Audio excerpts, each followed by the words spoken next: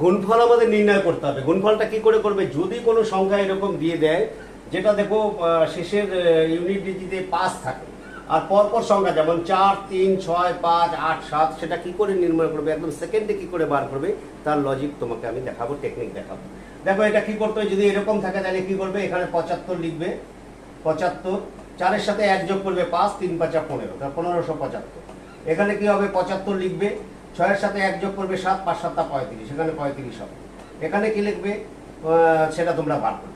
আর যদি এরকম সংখ্যা দেয় যেটার সঙ্গে দেখো 6 4 মানে 2 ডিফারেন্স আছে, 4 2 2 ডিফারেন্স, 6 4 2 ডিফারেন্স, এরকম যদি থাকে তখন কি করবে, এটারও একদম সুন্দর, এখানে 25 লিখবে, 6-এর সাথে 1 যোগ করবে 7, 4 7 28, তার সাথে আর 1 যোগ করবে, তাহলে 29 হবে। এখানেও তাই করবে, কি হবে, 25 লিখবে, 4-এর সাথে 1 যোগ করবে, কত হবে, 5, 5 2 10, তার সাথে 1 যোগ করবে, তাহলে 1125 হবে। এটা তোমার